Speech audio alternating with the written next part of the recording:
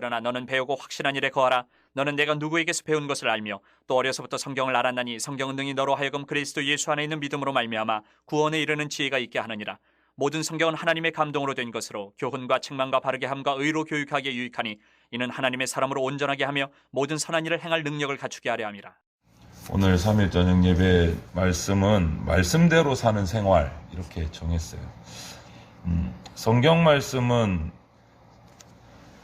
예수님 말씀대로 그대로 당겨와서 말하자면 우리의 빛이고 영원한 우리 생명의 안내자가 되는 것이 성경입니다. 그래서 성경을 바로 알고 바로 배우지 못했던 시대에는 이 우리의 시대 역사를 보면 혼란이었고 암흑의 시대가 있었어요. 그 대표적인 것이 우리가 신약과 구약 이렇게 친구약이 나눠져 있는데 구약과 신약 사이에 중간기라는 것이 있어요. 역사적인 배경이. 그래서 농담을 하죠. 구약과 신약 사이가 뭐냐 그러니까 누가 과요 이러더라고요. 구약과 신약 사이 이러니까. 근데 구약과 신약 사이에 역사적으로 약 400년의 시간이 흘러가요. 그 400년을 우리는 뭐라고 부르느냐? 중간기라고 부르지만 말씀이 없었던 시절이어서 암흑기라고도 불러요. 말씀이 없던 시절에 우리 인간의 역사를 보면 정말 혼란이었고 암흑이었어요. 역사가 증명하고 있는 거예요.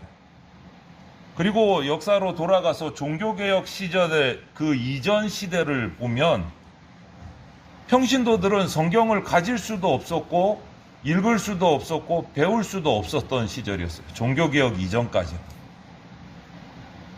로마 교회의 신부 수녀들도 역시 평신도들에게 일반 성도들에게 성경을 가르치지를 않았어요. 그냥 자기들이 예배 드릴 때 나와서 쭉 읽고 그걸로 끝이었어요. 그 결과 어떻게 됐느냐? 중세에 어둠의 시대에 왔어요. 자기 소견에 옳은 대로 살았던 시절이 있었어요. 죄악이 가득 찼고 암흑이었고 혼란이었고 전쟁의 시기였어요. 그래서 18세기 영국 교회를 보면 또 그래요. 아주 무력했던 시기가 있어요. 영국 교회가.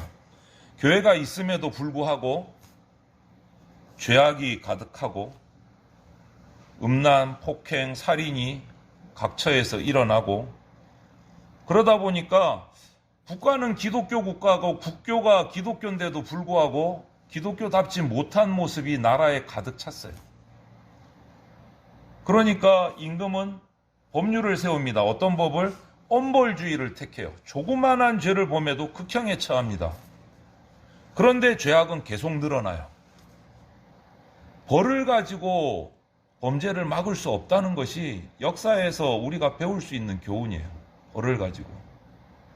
형벌을 가지고는 범죄를 줄일 수가 없다라는 거예요.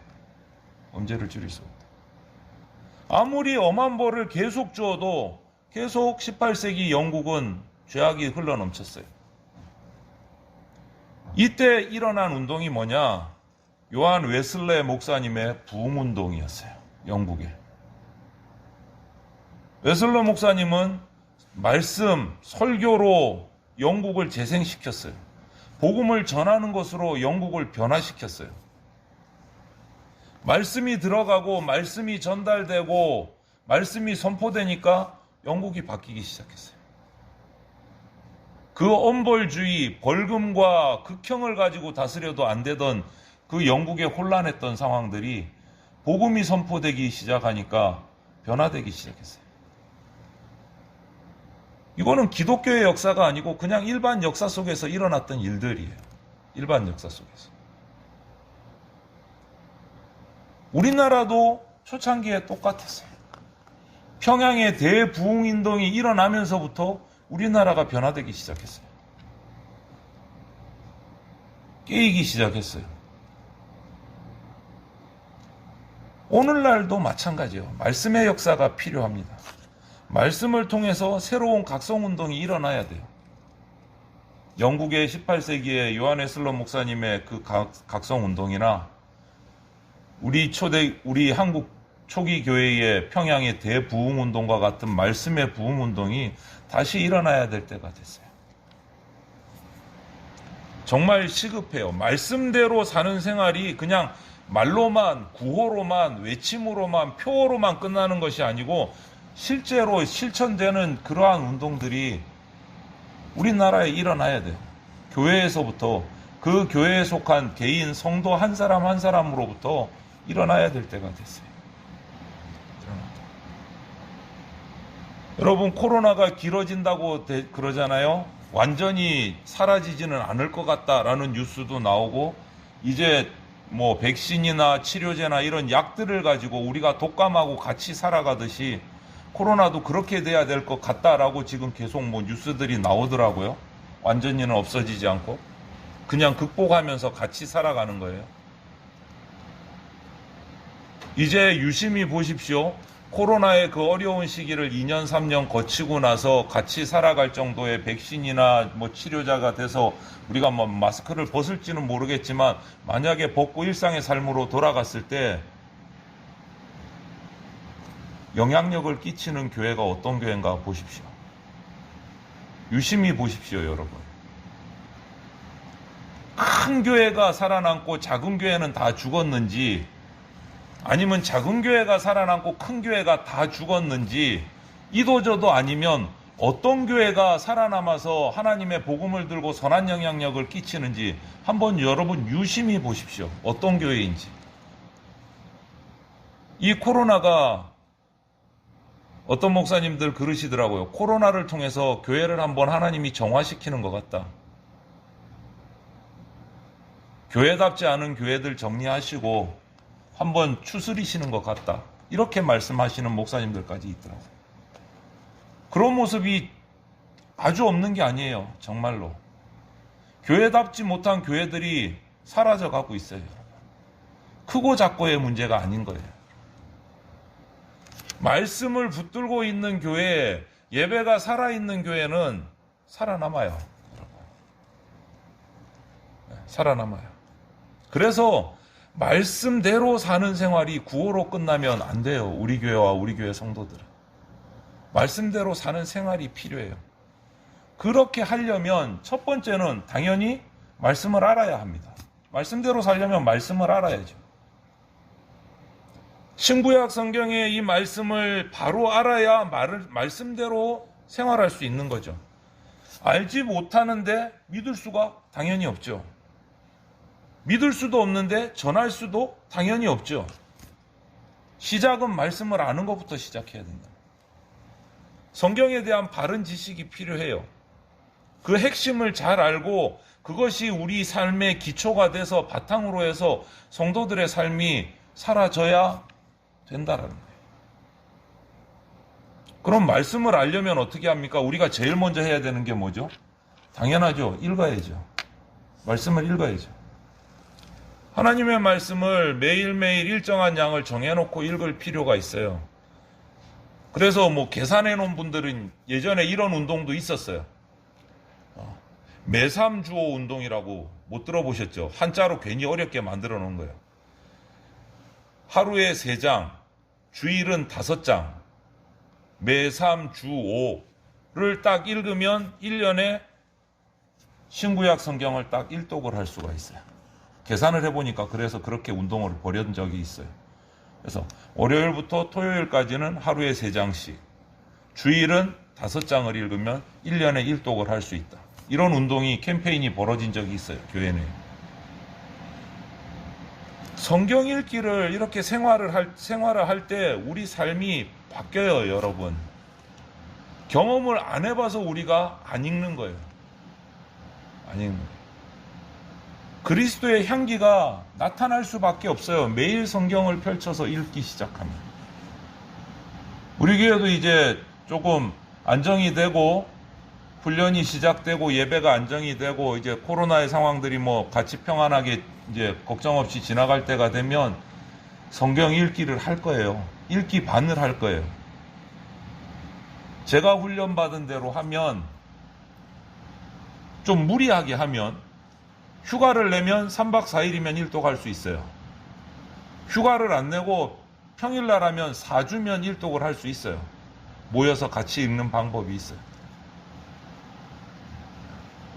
재미있게 할 수 있어요. 성경을 읽어야 성경을 아는 첫걸음이에요. 성경을 읽는 거. 그리고 나서 배워야 돼요. 성경을 알려면 말씀을 바로 배워야 돼요. 성경에서 주시는 하나님의 그 교훈들을 바로 배워야 바로 실천할 수 있는 거죠. 배우는 방법이 뭐가 있습니까? 예배 가운데 설교를 통해서, 그리고 성경 공부 시간에 소그룹 모임 성경 공부를 통해서, 그리고 가끔 비정기적이지만 있는 말씀 사경회 이런 것들을 통해서 성경을 배울 기회들이 만들어진다는 거죠. 성경을 배워야 내 삶이 성경 위에 설 수 있는 거예요. 성경을 배워. 그리고 두 번째는 말씀을 많이 알아도 말씀을 믿어야 살 수 있어요. 믿어야. 아무리 많이 알아도 믿지 않으면 아무 소용이 없어요. 아무리 많이 알아도, 많이 읽어도 믿지 않으면 소용이 없어요. 하나님의 말씀은요, 알기 위해서 믿는 게 아니고 믿기 위해서 알아야 되는 거예요. 믿기 위해서, 여러분. 평생을 1년에 어떤 분들은 100독 했다, 200독 했다. 그 가운데 믿음이 있으면 대단하신 거예요. 그런데 흰 것은 종이고 까만 것은 글자로다 이러면서 읽기만 하면 나는 1년에 10독 했다, 20독 했다. 아무 의미가 없어요. 읽었으면 믿어야 된다. 믿어야 돼. 믿기 위해서 읽는 거예요, 여러분. 믿기 위해서. 신구약 성경이 하나님 말씀인 것을 아는데 그쳐서는 안 되고, 그러면 유익이 없어요. 그 아는 말씀을 믿어야 된다는 거예요. 그래야 내 것이 된다는 거예요. 내 것이. 그래야 하나님께 영광을 돌릴 수가 있어요. 절대적인 하나님의 말씀을 내가 믿어야 돼요. 하나님의 예언이고 교훈해 주신 말씀을 알고 믿어야 내가 하나님 나라의 백성으로서 자리를 잡을 수 있다. 자리를 잡을 수 있다. 그런데 이 믿음이라는 게 우리 인간의 의지와 노력만 갖고는 되는 게 아니라는 거예요. 성령의 역사하심이 필요해야 돼요. 믿어져야 되는 거예요. 믿어져요. 성령이 우리 마음에 역사하실 때 믿음이 생기고, 믿음이 생겼을 때 그 말씀이 내 속에 들어와지고 성경을 바로 믿게 되고 삶이 성경을 기반으로 변화되기 시작한다는 거예요. 믿어진다. 저는 종종 그런 말 해요. 여러분들 성경이 엄청 분량이 많잖아요. 성경 타자나 읽어보신 분, 필사하신 분들은 그 느낌을 아실 텐데, 많다는 정도를. 테스트는 딱 한 가지예요. 창세기 1장 1절이 뭐죠? 제일 먼저 우리가 읽는 거. 태초에 하나님이 천지를 창조하시니라. 이 창세기 1장 1절이 믿어지면 그 뒤에 나오는 성경은 못 믿을 게 하나도 없어요, 여러분.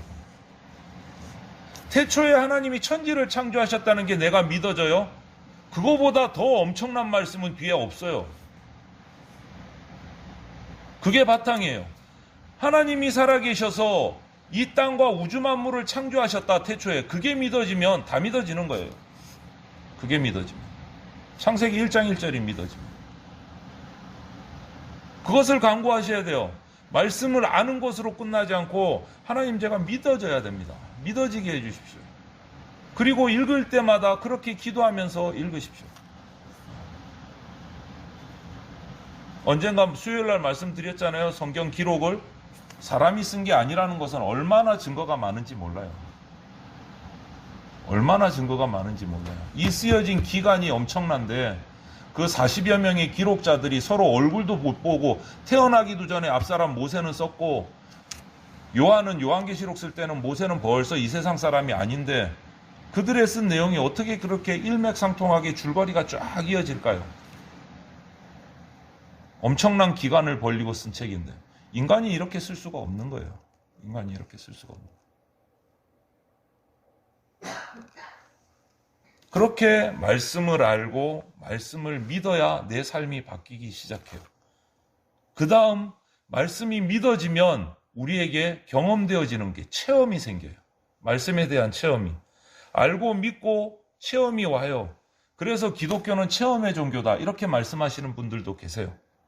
그냥 지식적으로 알고 믿어지는 것으로 끝나는 것이 아니고 생활 속에서 경험할 때가 생긴다. 내가 믿은 말씀들이 내 속에 체험을 할 때가 있다는 거예요.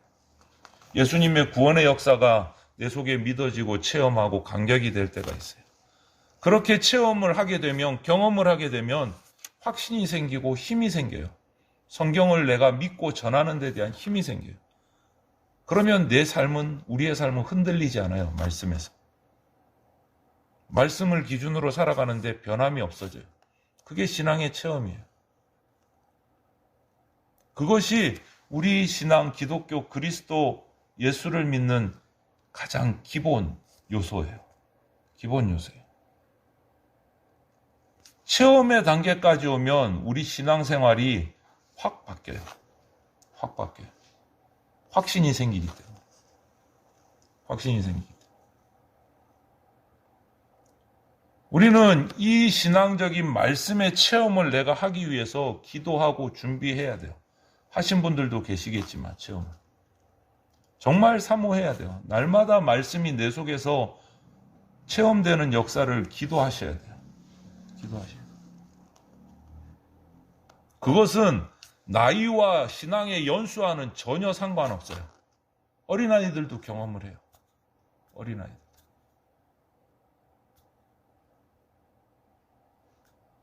급박한 분들이 더 경험을 많이 하는 것 같아요. 제가 볼 때는. 중고등부 아이들을 제가 학생들하고 같이 사역을 하면서도 지금까지 해온 것을 보면 가장 많이 바뀌는 때가 언제냐면 고3 때더라고요. 고3 때 아이들이 신앙적으로 제일 많이 성장을 해요. 꾸준히 훈련받은 애들은. 고3 때. 왜? 대학 입시를 앞두고 간절한 거예요. 여러 가지 간절한 마음들이 있어요. 그것을 어떻게 하나님 앞에 들고 나가느냐에 따라서 신앙이 흔들리는 친구가 있는 반면에 신앙이 더 단단하고 체험적인 신앙을 가지는 친구들이 있어요. 고3 때. 그런 친구들 많이 봤어요. 그런 경험이 있으니까 고3 여름방학에 자율학습 부모님한테, 선생님한테 전화해 주세요 그래 놓고 수련회를 가요. 고3이. 학교를 안 가고 2박 3일, 3박 4일 청소년 수련회, 신앙 수련회를 가요. 엄마 아빠한테 부탁해서 담임선생님한테 전화해달라 그러고 수련회를 가요. 공부하러 학교 가는 게 아니고 방학 때. 고3이. 어떤 친구는 고3 되니까 듬성듬성 예배 나오는 애들이 있어요. 한 달에 한두 번. 나올까 말까. 그런데 부모님이 다 이렇게 또 직분자셔. 결과가 뻔하더라고요. 근데 정말 그런 결과가 나와요. 안타깝게. 그렇게 열심히 예배를 빠지면서 한 친구가 대학을 덜컥 붙어요. 그 다음부터 신앙이 완전히 엉망이 되더라고요. 대학 떨어지는 게 아니고 붙어요. 떨어진 친구도 있지만. 그런데 들어가서 신앙이 엉망이 돼버려요. 신앙이 엉망이 돼버려요. 말씀을 실천하는 친구와 말씀을 실천하지 않는 친구의 차이는 완전히 달라져요. 완전히 달라져요. 여러분, 이런 체험을 위해서 기도해야 돼요. 기도해야 돼요. 이런 체험을 위해서. 그렇게 체험을 하면 남은 게 딱 하나 나와요. 확신이 들거든요. 뜨거워지거든요. 가만히 있을 수가 없는 거예요. 가족들한테 얘기하고 가까운 사람들, 이웃들한테 얘기할 수밖에 없어요. 그게 복음을 증거하는 삶이 되는 거예요. 그것이 말씀대로 사는 사람의 마지막 결과예요.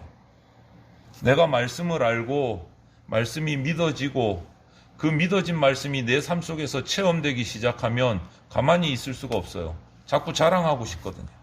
내가 이런 체험도 했어. 너도 한번 그렇게 해봐. 복음이 전파되기 시작합니다.